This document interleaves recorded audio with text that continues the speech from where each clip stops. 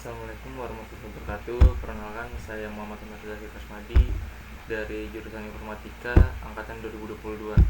Jadi pada video kali ini saya akan mengerjakan tugas UAS yang diberikan oleh dosen saya, dan itu UASnya ada di pertemuan 9 kemarin sudah lama, dan ada powerpointnya juga, ada tugas di situ, ada soalnya di slide nomor 65 teman-teman. Ini dia. Nah, jadi uh, untuk penjelasan kali ini saya akan menjelaskan tentang tujuannya itu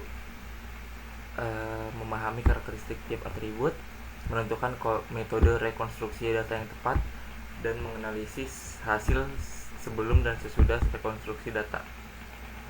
Jadi ada 3 poin teman-teman. Jadi rekonstruksi data dilakukan agar data menjadi lebih representatif, stabil, dan siap digunakan untuk pemodelan seperti clustering dan regresi. Nah, langkah yang pertama, sebelumnya kita bakal perkenalan dulu untuk penggunaan rapid minernya. Jadi kalian buka dulu rapid minernya untuk fokus di analisis berada pada proses rekonstruksi data, bukan pada pencarian dataset ya teman-teman ini. Nah, kita buka dulu rapid minernya. Ini kalian bisa new project seperti ini, atau new process. Kalian bisa rapid miner, kalian klik terus blank, cari yang kosong, yang blank proses, kan? Nah, jadi di sini data sampel yang rapid miner sudah sediakan untuk merekonstruksi data itu enaknya tuh udah bersih, terus juga memiliki atribut numerik dan kategorikal, cocok untuk latihan transformasi data. Nah, langkah-langkahnya itu untuk kita mulai praktiknya ini, kalian bisa buka aplikasinya RapidMiner, terus kita buka operator yang retrieve. Kalian cari retrieve. Nah, ini kalian drag and drop aja yang fitur ini tab operator, terus kalian tarik sini. Nah, dari sini kita bisa pilih dataset yang sudah disediakan sama RapidMiner di dalamnya. Lumayan banyak, jadi kita klik 2 kali. Habis itu kita lihat di sini ada sampel, terus kalian drop down. Nah, drop downnya lagi kita klik yang data. Dari data ini, nah ini fitur yang disediain datanya oleh RapidMiner. Kita pakai yang golf misalkan. Golf gitu, oke. Jadi maksudnya itu ini database dari si RapidMiner ya teman-teman ya. Data-data ini tuh database dari RapidMiner yang harus disediain untuk simulasi belajar ataupun yang mau transformasi data untuk coba-coba. Nah, kita oke. Udah, ini jadi udah masuk ya teman-teman. Habis itu kita jalanin prosesnya.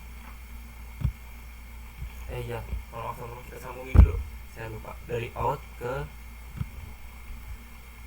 ke sini. Nah, langsung dijalanin. Ini kita klik run. Nah, jadi isinya dalam data set yang disediain oleh RapidMiner itu yang dengan judul golf ini. Nah, ini isinya. Jadi di sini ada 1, 2, 3, 4, 5, 6 kolom. Ada row nomor, play, outlook, temperatur, humidity, sama when. Nah, pada tahap ini menggunakan dataset sampel yang disediakan oleh RapidMiner. Dataset ini digunakan untuk memudahkan pemahaman struktur data dan karakteristik tiap atribut sebelum dilakukan rekonstruksi datanya teman-teman ya. Nah, selanjutnya kita analisis atribut untuk pemahaman datanya. Sebelum melakukan rekonstruksi, kita harus mengetahui jenis data, mengetahui tentang nilainya, mengetahui distribusi datanya. Contoh atribut numerik bisa diskalakan atau dinormalisasikan nih. Terus kemudian untuk atribut nilai ekstrim itu bisa untuk binding. Untuk atribut yang tidak relevan bisa dihapus. Nah, tahap ini sangat penting karena tidak semua atribut cocok dengan semua metode rekonstruksi. Oleh karena itu, pemahaman karakteristik tiap atribut menjadi dasar utama dalam pemilihan metode. Nah, yang pertama itu kita pakai rekonstruksi data yang binding ya. Jadi binding itu apa sih? Binding itu proses pengelompokan data nilai numerik ke dalam interval atau kategori tertentu. Jadi analoginya seperti ini teman-teman. Sebelumnya saya udah sempat searching dan browsing di Google ini apa sih sebenarnya binding itu yang dibilang pengelompokan data. Jadi penjelasannya sebenarnya dia itu adalah teknik mengubah data numerik dari kontinu menjadi kategori yang lebih kecil, discrete. Tujuannya adalah untuk mengurangi efek dari kesalahan observasi kecil atau menyederhanakan distribusi. Jadi analoginya itu katanya, bayangkan Anda memiliki sebuah rak sepatu, alih-alih mencatat ukuran kaki setiap secara spesifik. Secara ini orang ya. Seperti 39,2, 40,5 atau 40,1. Anda menyederhanakan ke dalam kategori ukuran kecil itu dari 37 sampai 39, yang sedang itu katanya 40 sampai 42, dan kalau yang besar itu 43 sampai 45. Jadi binding itu untuk mengelompokkan aja sih teman-teman. Sebenarnya contoh kayak misalkan yang lainnya mungkin analoginya misalkan dari umur 12 sampai umur 17 itu remaja, terus kemudian untuk umur yang 18 sampai 24 itu dewasa, seperti itu aja teman-teman. Nah, contohnya tuh seperti itu untuk analoginya. Terus kemudian coba kita praktekkan langkah-langkahnya di Rapidminer. Coba. Jadi kita balik lagi ke desain. Ini kan result terus ke desain. Habis itu kita putusin dulu si kabelnya. Habis itu kita cari yang di operator ketik ini teman-teman, di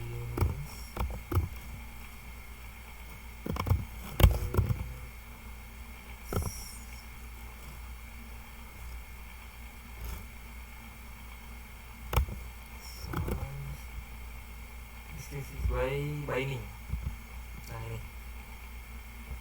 Nah ini ya teman-teman, yang kedua ini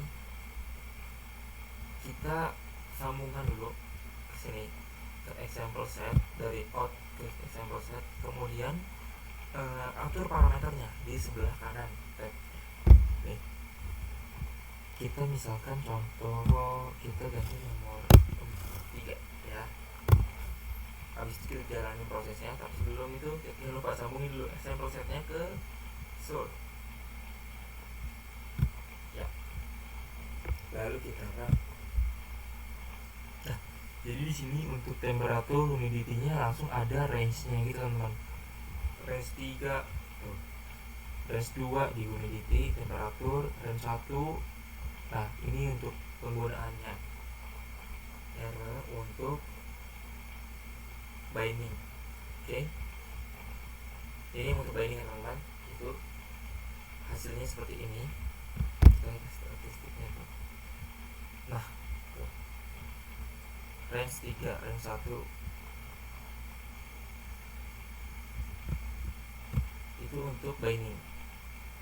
Kenapa sih alasan atribut ini cocok untuk binding? Karena gini teman-teman, atribut numerik itu kontinu, rentang nilainya lebar, interpretasi lebih mudah jika dikategorikannya. Jadi atribut ini cocok dilakukan untuk binding karena memiliki nilai kontinu yang rentangnya luas. Setelah dilakukan binding, data menjadi lebih mudah dipahami dan pola distribusi antar kategori menjadi lebih jelas. Gitu teman-teman ya. Kemudian kita balik lagi ke desain. Yang selanjutnya yang kedua itu ada scaling atau perskalaan ya teman-teman. Ini kita Jadi apa sih itu perskalaan? Perskalaan itu jadi sebenarnya umumnya biasanya proses menyamakan skala antar atribut numerik agar tidak ada atribut yang mendominasi. Jadi sebenarnya saya juga udah sempat searching lagi untuk analogi seperti apa sih perlu di data scaling itu. Katanya scaling itu atau perskalaan itu analoginya kayak misalkan bayangkan Anda melihat dua atlet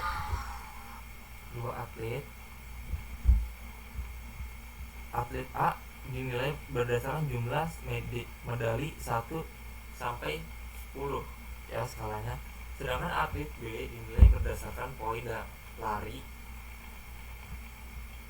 skala 1 sampai 1000. Tanpa perskalaan atlet, B akan selalu terlihat lebih hebat karena angka lebih besar. Scaling menyamakan kedua agar bisa dibandingkan secara adil. Misal semua diubah ke rentang 0 sampai 1. Nah, jadinya mereka sama gitu. Nah, kita langsung aja praktek dari si Rodmanernya di Rodmaner. Kita cari nama operatornya itu normalize.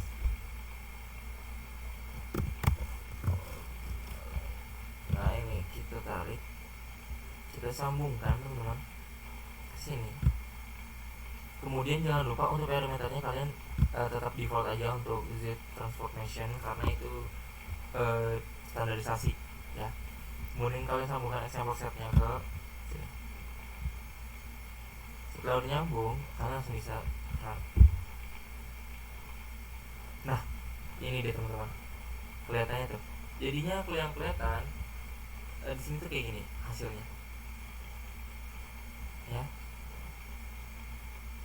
Kita sebenarnya saya ingin lihat perbedaan antara yang tadi, yang ini dengan ini. Kita lihat dulu. Ini apa namanya? Hasilnya dengan perubahan yang tadi itu kita memakai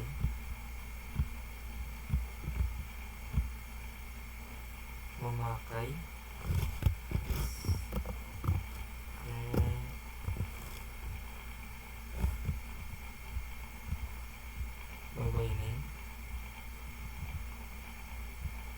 Kita lihat perbedaannya, tampak benar sudah berbeda. Ini kita ganti 3.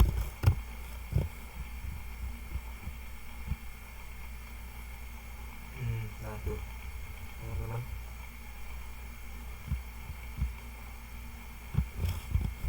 hapus normalize.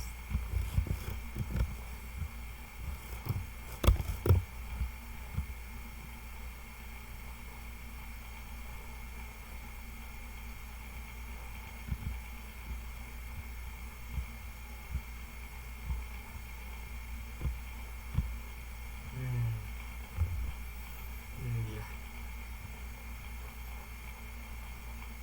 Jadi alasan atribut ini cocok untuk diskalakan: memiliki satuan berbeda, digunakan dalam perhitungan jarak, penting untuk clustering.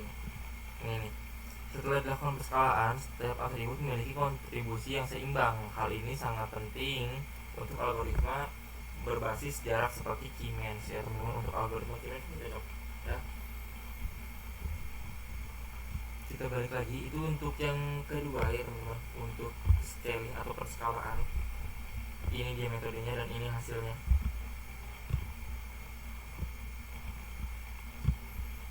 Kita balik lagi, kita hapus dulu. Oke, selanjutnya ada rekonstruksi data yang ketiga, yaitu normalisasi.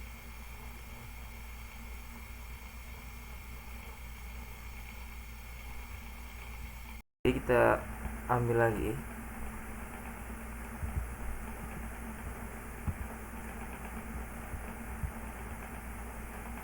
normalisasi itu biasa teman-teman. Jadi kayak apa ya, sebentar kita sambungkan dulu. Kita balik ke ini tadi apa yang dijelaskan lagi ini. Bayangkan, katanya analoginya gini, bayangkan kurva nilai ujian di kelas. Jika soal terlalu sulit dan nilai tertinggi hanya 60, guru melakukan normalisasi dengan menaikkan semua nilai agar 60 bisa disebut sebagai 100 atau A dengan nilai lainnya mengikuti secara proporsional. Ini membuat distribusi nilai jadi lebih masuk akal untuk nilai. Jadi gitu teman-teman katanya. Untuk di normalisasi yang ada di data tuh seperti itu. Kita balik lagi ke sini. Kita jalankan. Ya. Sebenarnya agak beda jauh sih sebenarnya sama yang tadi kita coba sebelumnya. Jadi agak sama karena sini posisinya tetap sama hasilnya. Sebenarnya untuk ini tuh membantu nilai stabilitas model teman-teman ya. Sama data memiliki nilai ekstrim. Nah ini cocok ini. Normalisasi membuat data berada dalam rentang yang seragam sehingga memudahkan analisis dan meningkatkan kestabilan model. Yang saja ada keempat konstruksi data, yaitu pemilihan atribut teman-teman. Kita balik dulu ke desain. Ini kita hapus dan jangan lupa kabelnya dituliskan. Jadi sebelumnya tadi juga saya udah cari lagi untuk penjelasannya. Analoginya tuh bayangkan Anda ingin memasak sup yang enak. Di dapur Anda ada garam, gula, merica, deterjen, dan oli mesin. Tentunya Anda hanya akan memilih atribut yang relevan seperti gula, garam, dan merica, dan membuang yang tidak relevan, deterjen dan oli, agar sup Anda tidak hancur. Jadi kayak dipilah-pilih gitu teman-teman untuk atribut. Kayak misalkan di sini data tuh misalkan ada nomor, nama, umur gitu. Nah kita pengen buang yang umur, kita hanya mengambil nomor dan nama seperti itu. Jadi kalau misalnya di sini di rapid method kita pilih select attribute untuk metodenya ya. Select attribute kita taruh di sini, kemudian kalau sambungkan.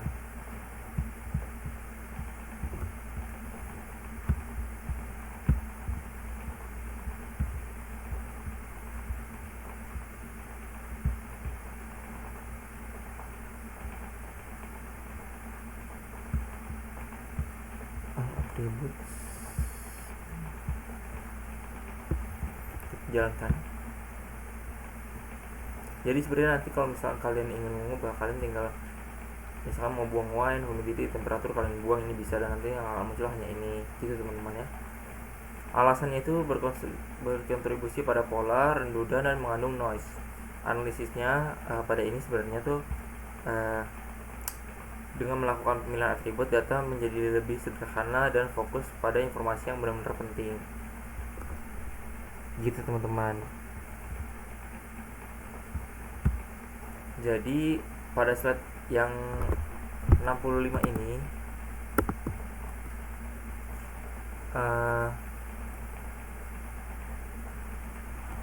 melakukan rekonstruksi data menggunakan 4 metode, yaitu binding pertama, kedua penskalaan, 3 normalisasi, dan pemilihan atribut. Itu setiap metode dipilih berdasarkan karakteristik atribut dan bertujuan analisis datanya teman-teman ya. Jadi seperti itu untuk penjelasan merekonstruksi data. Ada 4 metode yang tadi kita pelajari teman-teman. Jadi mungkin sekian dari video saya kali ini. Wassalamualaikum warahmatullahi wabarakatuh. Oh iya teman-teman,